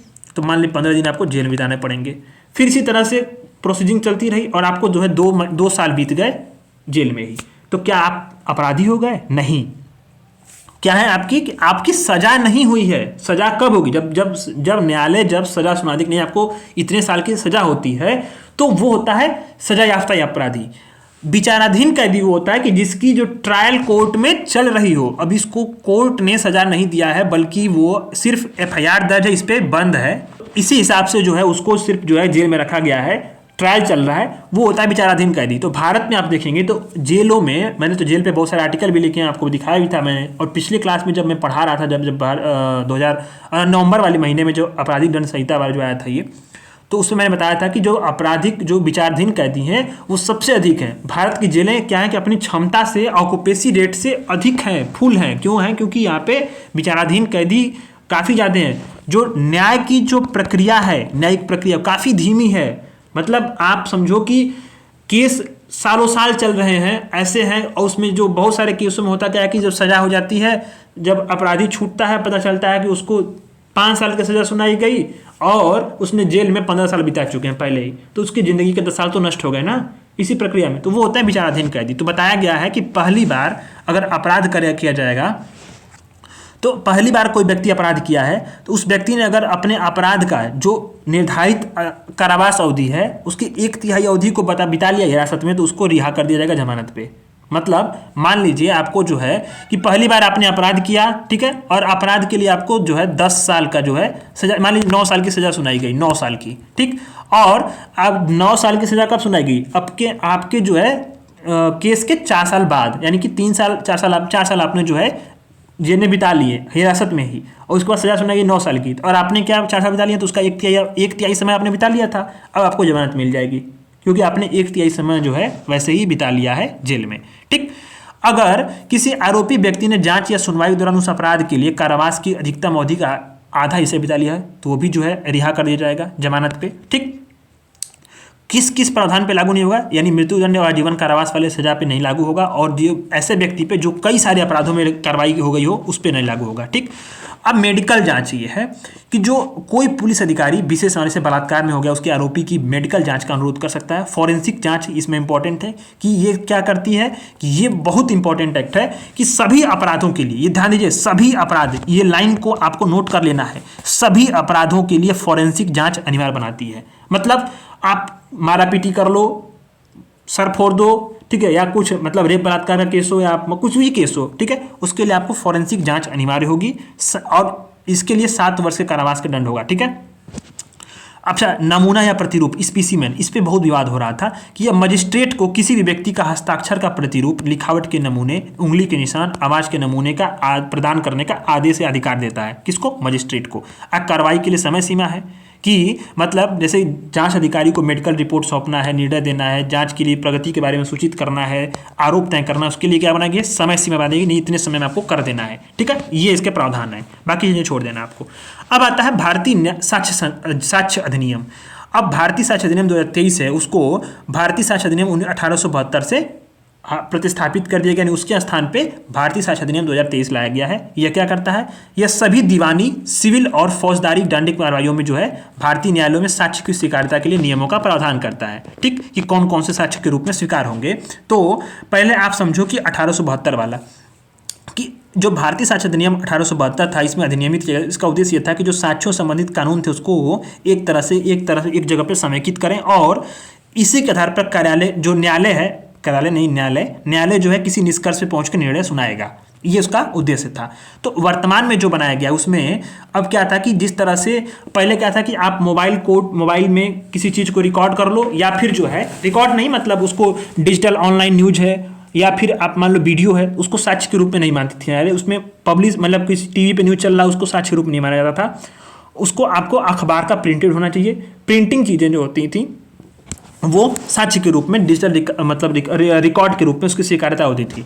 वर्तमान में बोला गया कि इलेक्ट्रॉनिक या डिजिटल जो रिकॉर्ड होगा उसकी भी स्वीकार्यता होगी साक्ष्य के रूप में, क्योंकि समय बदल चुका है ना। अब हर चीज़ें सोशल मीडिया पे आ गई हैं, हर चीज़ें जो हैं वो क्या है कि अब आपका जो है टीवी पे चल रही हैं, लाइव चल रही हैं, ऑनलाइन चल रहा है। तो इसलिए जो है कि साक्ष्य के रूप में डिजिटल और इलेक्ट्रॉनिक जो रिकॉर्ड है उसको भी रखा गया है। मौखिक साक्ष्य बनाया गया इसमें कि मौखिक साक्ष्य के अंतर्गत किसी भी तथ्य के संबंध में गवाहों द्वारा जो होगा न्यायालय के समक्ष जो बयान दिए जाएंगे वो भी जो है साक्ष्य माना जाएगा, सूचना को मौखिक साक्ष्य माना जाएगा।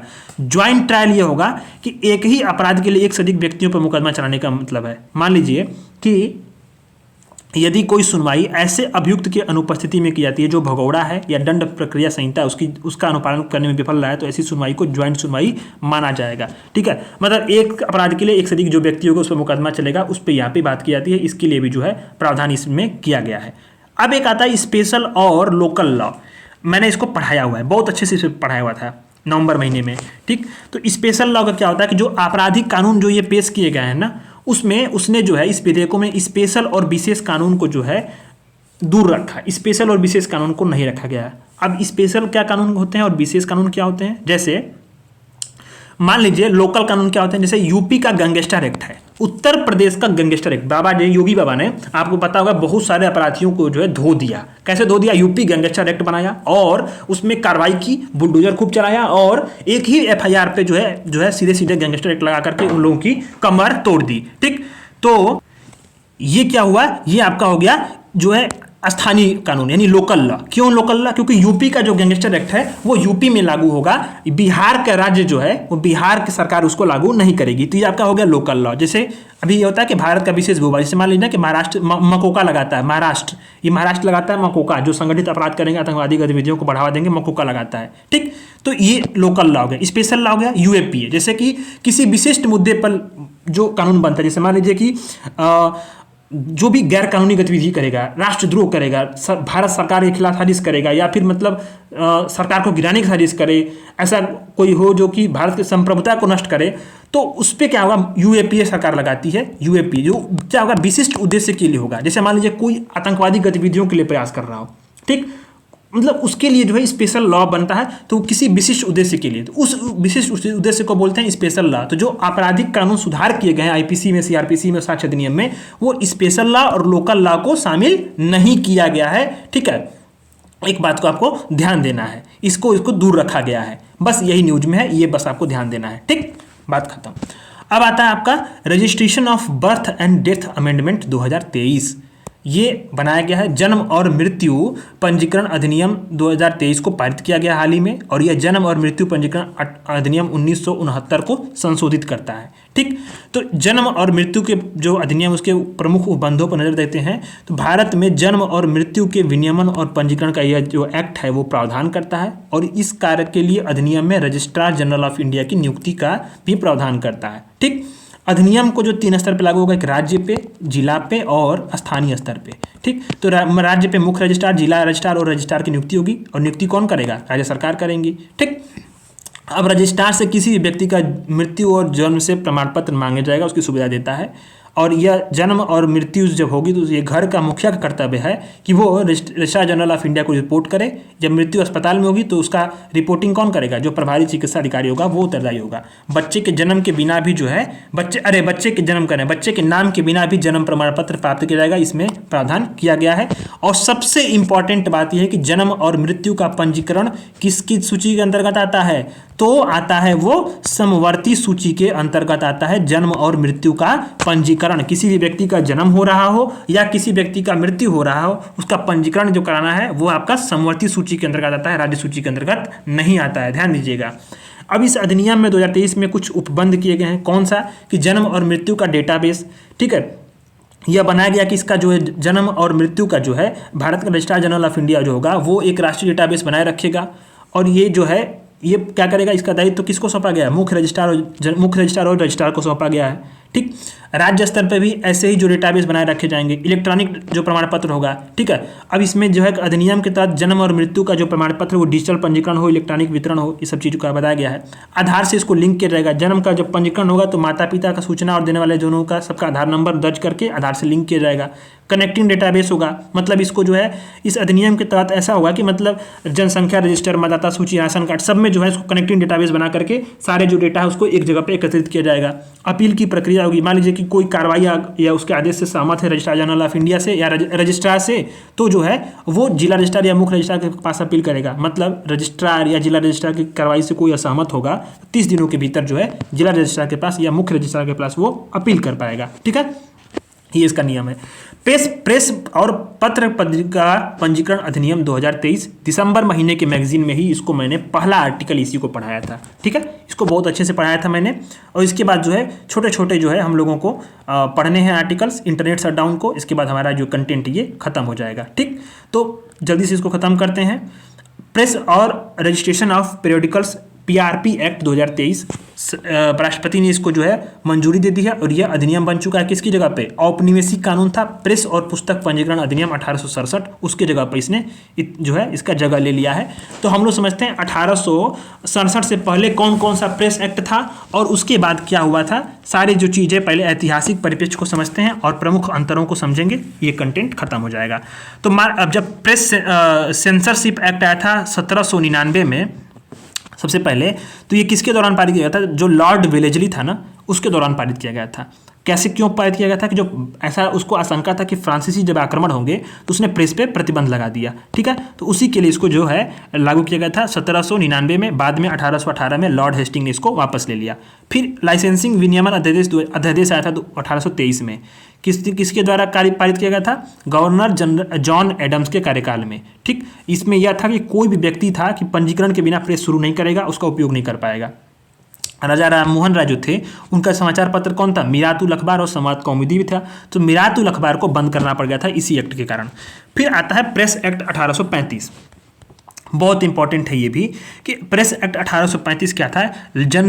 गवर्नर जनरल मेटकॉफ के कार्यकाल में लाया गया था। इसने जो है प्रेस के प्रति काफ़ी उदारवादी रुख अपनाया, मतलब इसने बहुत सारी छूट दी। इसीलिए जो है इसको भारतीय प्रेस का मुक्तिदाता कहा जाता है। किसको कहा जाता है? मेटकॉफ को कहा जाता है कि भारतीय प्रेस का जो है वो मुक्तिदाता था। ठीक, फिर लाइसेंसिंग एक्ट जो है 1857 आया। कब आया? क्योंकि 1857 में विद्रोह हो गई थी, तो इसीलिए जो है पंजीकरण की प्रक्रिया को बढ़ा करके लाइसेंसिंग व्यवस्था भी शुरू कर दी गई। इसके बाद आता है प्रेस पुस्तिका पंजीकरण अधिनियम 1867। किसके कार्यकाल में है? लॉर्ड जॉन लॉरेंस के कार्यकाल में। अब इसका क्या था कि इस अधिनियम में कि समाचार पत्र के लिए प्रत्येक लेख जो होगा उसके लिए प्रिंटर, प्रकाशक और प्रकाशन के स्थान उसका उल्लेख करना अनिवार्य हो, और इसका उद्देश्य एकमात्र था कि जो प्रेस है, प्रिंटर है, पुस्तक है, समाचार पत्र हैं, उनके जो पब्लिशर्स होते हैं, जो पब्लिश करते हैं, उन पर नियंत्रण रखा जाए। इसके बाद बहुत सारे संशोधन हुए जो कि छोटे छोटे संशोधन थे जो जटिल थे। अब वर्तमान में जो है जो पीआरपी अधिनियम 2023 है उसमें कौन कौन से प्रावधान किए गए हैं उसको समझते हैं। इसके बाद ये एक्ट आपका खत्म हो जाएगा। तो इसमें वह है कि इसमें जो बताया गया है कि इन जो पीआरपी एक्ट है इसमें पत्रिकाओं में किताबें वैज्ञानिक और एकेडमिक जर्नल थे, इसको हटा दिया गया है। पहले अब ये किताबें क्या हैं, इस एक्ट के दायरे से बाहर है। मतलब कोई एकेडमिक जर्नल है, कोई मान लीजिए यूनिवर्सिटी है, एकेडमिक जर्नल निकालती है, वैज्ञानिक किताबें हों, ये सब चीज़ों को हटा दिया गया है। ठीक, अब किसी भी पत्रिका जो होगी, विदेशी पत्रिका, भारत में केवल केंद्र सरकार की पूर्वानुमति से ही वो मुद्रित की जाएगी। मतलब उसमें यह है कि आपको ध्यान देना है कि कोई विदेशी पत्रिका है, जैसे मान लीजिए लंदन की एक पत्रिका है, ठीक है, लंदन की पत्रिका है टाइम्स, ठीक, तो अब वो टाइम्स जो है वो क्या करेगी, भारत में उसको जो है प्रकाशित करना है, तो उसकी मूल कॉपी जो लंदन में है ना, सिर्फ वही कॉपी यानी प्रतिकृति यानी फैसिमाइल जो बात की गई है, मतलब मूल कॉपी है आपकी जो आप वहाँ प्रकाशित किए हैं लंदन में, उसी कॉपी को भारत में ही प्रकाशित, मूल कॉपी को ही प्रकाशित करेंगे, बदलाव नहीं करेंगे। और किसकी अनुमति पे? भारत सरकार की अनुमति पे। ठीक है, अभी बताया गया कि इस अधिनियम में जो किसी पत्रिका के प्रकाशक को प्रेस रजिस्ट्रार जनरल और जो स्थानीय प्राधिकरण होंगे उसको आवेदन करके प्रमाण पत्र प्राप्त करने का प्रावधान किया गया है। प्रिंटिंग प्रेस का पंजीकरण, इस अधिनियम में प्रिंटिंग प्रेस संबंधी जानकारी जो है ऑनलाइन पोर्टल के माध्यम से देने के प्रावधान की गई हैं। दंड या जुर्माना, यानी कि इसमें क्या है कि इसमें सभी प्रकार का जो उल्लंघन, मतलब कुछ उल्लंघन होता था तो अपराध की श्रेणी को हटा दिया गया है। और क्योंकि इस जो है औपनिवेशिक विरासत था, इसको कानून को खत्म कर दिया गया है। अब एक बात है कि इसमें प्रेस रजिस्ट्रार जनरल को पंजीकरण प्रमाण पत्र को निलंबन करना और रद्द करने का अधिकार दिया गया है। और अगर किसी व्यक्ति को आतंकवादी कृत और गैर कानूनी गतिविधि के आधार पर दोषी ठहराया गया हो, देश की सुरक्षा के खिलाफ उसने कोई काम किया हो, उसे पत्रिका प्रकाशित करने की अनुमति नहीं दी जाएगी। ठीक है, ये बात है। अब आता है दूरसंचार अधिनियम 2023, टेलीकम्युनिकेशन एक्ट 2023। सुर्खियों में क्यों रहा इसको समझेंगे और अन्य प्रावधानों को समझेंगे। इसके बाद जो है इंटरनेट शटडाउन को समझेंगे और प्रमुख जो है सुर्खियों को समझने के बाद हमारा कंटेंट खत्म हो जाएगा। ठीक, तो दूरसंचार अधिनियम 2023 बहुत इंपॉर्टेंट है, ये भी जल्दी जल्दी पढ़ते हैं कि राष्ट्रपति ने जो है दूरसंचार विधेयक 2023 को मंजूरी दे दी है, अधिनियम बन चुका है। 138 साल बाद जो है भारतीय टेलीग्राफ एक्ट में परिवर्तन के लिए इसको पेश किया गया था। अब एक बात है कि जो ये तथ्य यह है कि इस अधिनियम ने भारतीय टेलीग्राफ अधिनियम 1885, वायरलेस टेलीग्राफी एक्ट 1933 और जो है तार यंत्र संबंधी तार अधिनियम 1950 को जो है संशोधन कर दिया है। और इसके माध्यम से जो ट्राई एक्ट है 1997, इसमें भी संशोधन किया गया। ट्राई क्या है? Telecom regulatory authority of India, जो क्या करती है, टेलीकॉम वगैरह को रेगुलेट करती है, टेलीकॉम सेक्टर को। ठीक, ट्राई एक्ट में संशोधन किया गया। मतलब ये बात है कि ये जो एक्ट है वो 3-4 एक्ट में संशोधन करता है। टेलीग्राफ एक्ट में, वायरलेस टेलीग्राफी एक्ट में, ठीक, तार यंत्र संबंधी अधिनियम में और ट्राई अधिनियम 1997 में, इन सारी चीज़ों में संशोधन करके टेलीकम्युनिकेशन एक्ट 2023 बनाया गया है। राष्ट्रपति ने इसको मंजूरी दिया गया है। इसमें कौन कौन सी चीज़ें हैं, मुख्य बातें वो समझते हैं हम लोग, बाकी ये खत्म। तो इसमें बताया गया है कि जो स्पेक्ट्रम का नीलामी होती है, जो आपके कम्युनिकेशन के लिए स्पेक्ट्रम होते हैं, स्पेक्ट्रम की नीलामी होगी, कैसे होगा, आवंटन कैसे होगा, वो नीलामी के माध्यम से होगा। ठीक है, आवंटन कैसे होगा, नीलामी के माध्यम से होगा। अब इसे कुछ उपयोग के लिए प्रशासनिक आधार पर आवंटित किए जाएंगे। कौन कौन सा उद्देश्य है? राष्ट्रीय सुरक्षा और रक्षा, आपदा प्रबंधन, मौसम पूर्वानुमान, उपग्रह और परिवहन और उपग्रह सेवाएं। अब एक बात है कि सैटेलाइट ब्रॉडबैंड सेवाओं के लिए स्पेक्ट्रम का जो प्रशासनिक आवंटन किया जाएगा, आवंटन कैसे होगा, वैश्विक मानक होगा, उसके अनुरूप होगा। ट्राई में नियुक्तियां बहुत इंपॉर्टेंट है, ये वाला सेगमेंट। ट्राई क्या है? Telecom regulatory authority of India, try है। ठीक, जो टेलीकॉम को रेगुलेट करती है, ये अथॉरिटी है। इसके लिए जो है कौन कौन सदस्य होगा, उसके पात्रता मानदंड क्या होंगे, उसके में संशोधन किया गया कि मतलब अध्यक्ष जो उसका नियुक्त होने के लिए ट्राई का 30 वर्ष का उसका पेशेवर अनुभव हो और सदस्य के रूप में 25 वर्ष का पेशेवर अनुभव हो, यही बात इसमें संशोधन कहा गया है। ठीक है, अब जो सिविल अपराध है उसके खिलाफ जांच के लिए एक न्याय निर्णय के अधिकारी की नियुक्ति होगी और इसके खिलाफ जो है इस न्याय निर्णय अधिकारी के खिलाफ जो अपील होगी वो 30 दिनों के भीतर जो है वो की जाएगी। कहाँ पे? टीडी सैट में की जाएगी। ठीक है, ऊपर आपने पढ़ा होगा टीडी सैट। और इसके बाद है कि उपयोगकर्ताओं की सुरक्षा बताती है। बहुत सारे जो है इसमें ये केंद्र सरकार जो है उपयोगकर्ताओं की सुरक्षा के लिए उपाय कर सकती है। राइट ऑफ वे यानी ऐसी संस्थाएं जो दूर संचार संबंधी जो इंफ्रास्ट्रक्चर का निर्माण करती हैं वो क्या कर सकती हैं, सार्वजनिक और निजी संपत्ति में राइट ऑफ वे का मांग कर सकती है। मतलब कि सार्वजनिक और निजी संबंधी जो निजी संपत्ति उसका उपयोग करने की सुविधा ले सकती हैं, ये बताया गया इसमें। कुछ आधारों पे जो संदेश है मतलब मैसेजेज जो होते हैं उसको इंटरसेप्ट, मॉनिटर और ब्लॉक कर सकते हैं। किसके लिए? राष्ट्र की सुरक्षा, लोक व्यवस्था, अपराधों को उकसाए जाने से रोकने के। मान लीजिए कि कहीं दंगा हो गया, वहाँ मैसेज को इंटरसेप्ट कर सकते हैं, जो मैसेज ऑनलाइन जो हो रहे हैं या ऑफलाइन हो रहे हैं, ठीक है। मॉनिटर कर सकते हैं, ब्लॉक कर सकते हैं। किस लिए? राष्ट्र की सुरक्षा, लोक व्यवस्था, अपराधों को रोकने के लिए। अच्छा, एक बात है कि नई दूरसंचार सेवाएं के लिए सरकार दूरसंचार नेटवर्क की स्थापना के लिए, संचालन के लिए, रख रखाव के लिए, बढ़ाने के लिए या रेडियो उपकरण रखने के लिए किसकी अनुमति आवश्यक है? जो है केंद्र सरकार की अनुमति आवश्यक होगी। ओटीटी को इस एक्ट के माध्यम से रेगुलेट नहीं किया जाएगा, ध्यान देने वाली बात है। और डिजिटल भारत निधि है, डिजिटल भारत निधि इस अधिनियम के तहत जो है इसका नाम, इसके तहत जो सार्वजनिक भाव जो सेवा दायित्व निधि था उसका नाम बदल करके डिजिटल भारत निधि कर दिया गया है। तो ध्यान देना है, डिजिटल भारत निधि किसको नाम बदला गया है? सार्वजनिक सेवा दायित्व निधि का। ठीक, अब इसका उद्देश्य क्या है कि दूरसंचार जो कम्युनिकेशन का सेक्टर होता है उसमें रिसर्च और डेवलपमेंट के लिए इसका उपयोग होता है, इसके उपयोग की अनुमति दे दी गई है। दूसरा है विश्वस्त स्रोत व्यवस्था, मतलब कि जैसे मान लीजिए कि भारत और चीन सीमा के बीच, जो भारत और चीन के सैनिकों के बीच में हुआ क्या था कि झड़प हो गई थी। तो क्या हुआ था कि जो इस व्यवस्था के जो शत्रु देशों से दूरसंचार उपकरण है उसके आयात को कानूनी तौर पे प्रतिबंधित कर दिया गया था। यानी कि विश्वस्त स्रोत व्यवस्था, यानी कि हमारा जो है कि हमारा जो कम्युनिकेशन का जो चीज़ है, कम्युनिकेशन करना है, ठीक, तो उसको क्या करना है, हमें विश्वसनीय जो स्रोत होंगे यानी विश्वसनीय जो हमारे देश होंगे, मित्र होंगे, उन्हीं के साथ होगा। बाकी चीज़ जो है आयात निर्यात, बाकी जो है उन शत्रु देशों के साथ हमारा जो है कानूनी तौर पे बंद कर दिया गया है आयात वगैरह को, दूरसंचार उपकरण के लिए जो सैनिक वगैरह के लिए जो यूज होता है, जो राष्ट्र की संपत्ति है एक तरह से। तो यहाँ पे बात की गई है। इंटरनेट शटडाउन आता है इसमें, बहुत इंपॉर्टेंट है ये भी। इसमें बताया गया है कि इंटरनेट शटडाउन जो है वो क्यों हुआ है, कितनी बार हुआ है, क्या चीज़ें हुई हैं। तो एक रिपोर्ट के अनुसार जो है, कौन सी रिपोर्ट को जारी किया है, तो ह्यूमन राइट वॉच और इंटरनेट फ्रीडम फाउंडेशन ने विरोध प्रदर्शन पर अंकुश लगाने के लिए जो 3 वर्षों में सबसे सर्वाधिक इंटरनेट शटडाउन किए गए हैं। तो इंटरनेट शटडाउन से सवाल एक बार यूपीएससी पूछ चुका है, ठीक है, इंटरनेट संबंधित, तो आपको ध्यान देना इसमें भी।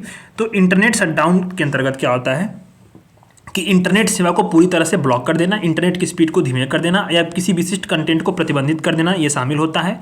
वर्तमान में क्या है कि दूर सेवा अस्थायी निलंबन नियम द्वारा इसको शासित करते हैं और टेलीग्राफ एक्ट के तहत इसको नोटिफाई करते हैं, जिसमें अभी ऊपर आपने पढ़ा टेलीग्राफ एक्ट में संशोधन हुआ है, ठीक। तो ये बात है कि 2017 का जो नियम है कि लोक आपातकाल के आधार पर किसी क्षेत्र में दूर संचार सेवाओं को अस्थायी रूप से बंद किया जाता है और एक बार में केवल 15 दिनों तक ही बंद किया जा सकता है, ठीक। यह कानून जो है केंद्रीय गृह मंत्रालय और राज्य सरकार के जो है वरिष्ठ राज्य स्तर पे, केंद्र स्तर पे जो वरिष्ठ नौकरशाह हैं उनको दूर संचार सेवाओं को शट डाउन करने का अधिकार भी देता है, ठीक। तो ये निलंबन कब होगा? अस्थायी के आधार पे होगा, ठीक है, अस्थायी अवधि के लिए, मात्र कितना? 15 दिन के लिए। और जो निलंबित नियम होंगे उसके तहत जो इंटरनेट को निलंबित करने वाले किसी भी आधार को जो अनुपातिकता के आधार पे, ठीक है, प्रोपोर्शनैलिटी के आधार पे सिद्धांत का पालन करना चाहिए। मतलब निलंबन की अवधि को आवश्यक रूप से बढ़ाना नहीं चाहिए, अनावश्यक रूप से, ठीक है।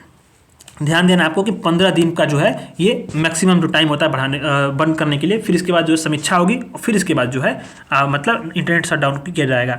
तो आपको ध्यान देना है कि ये जो नियम के जो आदेश होते हैं ये क्या है कि न्यायिक समीक्षा के अधीन है। मतलब आप इंटरनेट शटडाउन जो होता है वो नियम के आदेश है कि नहीं है, ठीक है। ये निलंबित करने का आदेश क्या होता है, जो उसका न्यायालय जो है इसका समीक्षा कर सकती है, यानी कि जो है जुडिशियल रिव्यू इसका हो सकता है। क्यों हो सकता है? न्यायालय ने कहा कि इंटरनेट के माध्यम से वाक एवं अभिव्यक्ति की स्वतंत्रता और व्यापार और वाणिज्य की जो स्वतंत्रता होती है अनुच्छेद 19(1)(a) और अनुच्छेद 19(1)(g) के तहत संरक्षित अधिकार है, संवैधानिक रूप से मूल अधिकार है हमारा। क्यों? क्योंकि मान लीजिए इंटरनेट के माध्यम से ही हम अपनी बात रख सकते हैं सोशल मीडिया पे।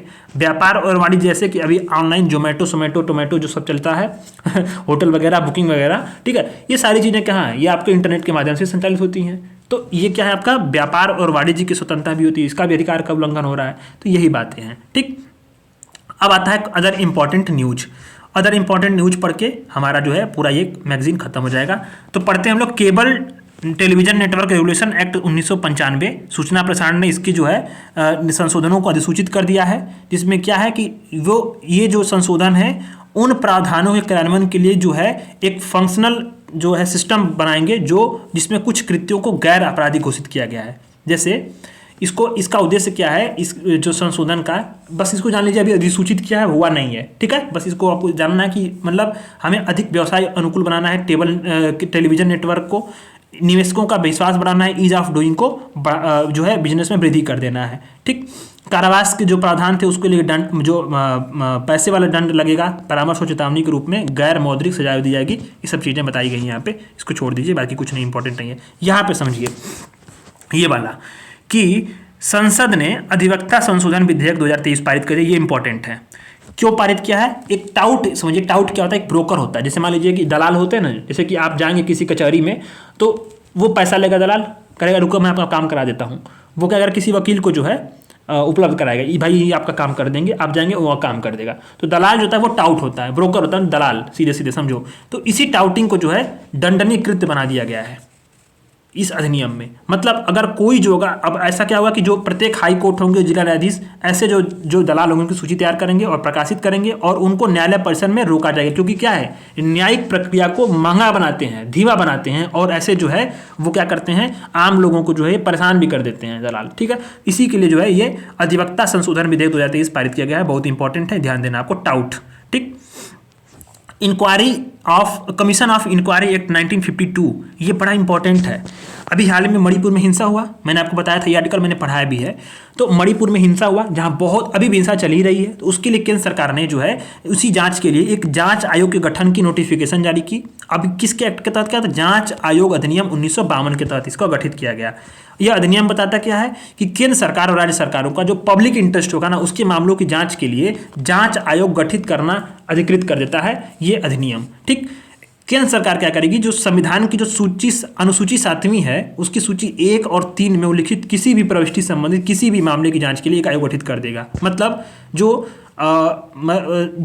7वीं अनुसूची है उसकी पहली सूची और दूसरी सूची में कोई भी मामला होगा उसके लिए एक आयोग गठित कर सकता है। और राज्य सरकार की सूची, राज्य सरकार क्या करेंगी, सूची 2 और सूची 3 में जो भी प्रविष्टियां होंगी उसके लिए आयोग गठित कर सकती हैं। और ये जांच आयोग जो होता है उसके पास क्या होता है, सिविल कोर्ट की शक्ति होती है। कमीशन ऑफ इंक्वायरी एक्ट 1952 इसीलिए जो है ये न्यूज में रहा है। FCRA न्यूज में है, ये पिछली बार भी न्यूज में था, हर साल न्यूज में रहता है। FCRA क्या है ये कि फॉरेन कंट्रीब्यूशन रेगुलेशन एक्ट किसके लिए लागू होता है, जो एनजीओ जो है फॉरेन फंड लेती हैं उन पे लागू होता है। तो गृह मंत्रालय ने जो FCRA है, जो यानी कि फॉरेन कंट्रीब्यूशन रेगुलेशन एक्ट है, उसका उल्लंघन के लिए केयर इंडिया का जो विदेशी लाइसेंस है उसको निलंबित कर दिया। मतलब आपको जो है FCRA ये होता है कि अगर आपको कोई एनजीओ है या संस्था है, आपको विदेशों से पैसा लेना है फंड के रूप में, डोनेशन के रूप में, तो आपको FCRA का पंजीकरण होना चाहिए। FCRA को 1976 में आपातकाल के दौरान जो व्यक्ति थे, संगठन थे, उनको जो विदेशी दान मिल रहा था उसको रेगुलेट करने के लिए बनाया गया था, ताकि क्या हो कि एक संप्रभु लोकतांत्रिक गणराज्य का मूल्य जो है वो बना रहे। विदेशी फंड के लिए 2010 में इसको संशोधन किया गया और इसको मजबूत किया गया, यानी कि उसमें बताया गया कि राष्ट्रीय हित के लिए कोई भी गतिविधि के लिए जो विदेशी फंड होगा उस पर रोक लगाया जाएगा, ठीक है। तो इसी को जो है इसका जो है 2020 में भी जो है इसको संशोधन किया गया था, एनजीओ द्वारा जो विदेशी फंड की प्राप्ति करते हैं और उपयोग करते हैं। तो इसी FCRA इसलिए न्यूज है। FCRA क्या होता है, एनजीओ संबंधी है जो कि विदेशी फंड लेते हैं, इसलिए FCRA का रजिस्ट्रेशन होना बहुत जरूरी होता है आपको विदेशी पैसा पाने के लिए। वो एक जो है कि सरकारी जो है एक रास्ता बन गया है, यहीं से आप पैसा जो है डोनेशन प्राप्त कर सकते हैं कोई भी एनजीओ। एनिमी प्रॉपर्टीज, और बहुत सारे एनजीओ का पंजीकरण रद्द भी कर दिया गया, FCRA पर रोक भी लगा दी गई थी, बहुत ज़्यादा मात्रा में सरकार ने लगाया था। एनिमी प्रॉपर्टी, शत्रु संपत्ति, यानी क्या होता है कि किसी शत्रु व्यक्ति या शत्रु फर्म की जो संपत्ति है उसकी ओर से धारित कोई भी प्रतिबंधित संपत्ति होगी या प्रबंधित होगी, और मतलब वो धारण करता हो या उसका प्रबंधन करता हो, ऐसी संपत्ति को बोलते हैं शत्रु संपत्ति।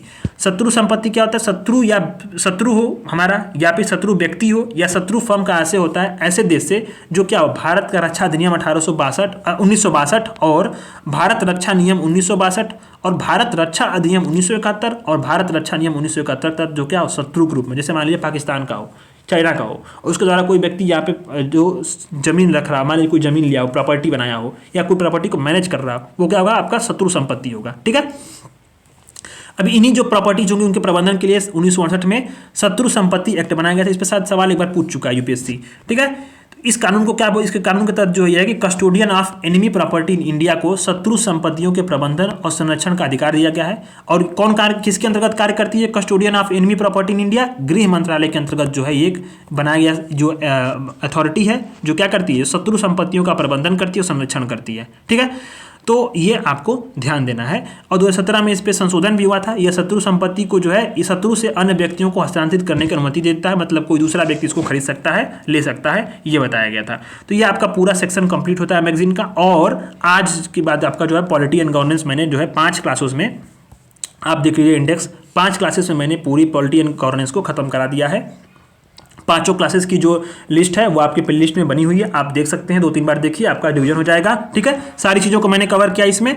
तो अपने फीडबैक जरूर दीजिएगा, कमेंट जरूर करिएगा और चैनल को सब्सक्राइब करके लाइक करिए। सभी चीज़ों को मैं आपको पढ़ा चुका हूँ। कल से अगर आ जाती है इकोनॉमिक्स वाली मैगजीन तो कल से हम लोग इकोनॉमिक्स भी शुरू करेंगे और आपको 1 महीने के अंदर सारे PT 365 को इसी प्लेटफॉर्म पे कंप्लीट करा करके फिर से हम लोग जो विजय की मंथली मैगजीन है उसको शुरुआत कर देंगे, ठीक है।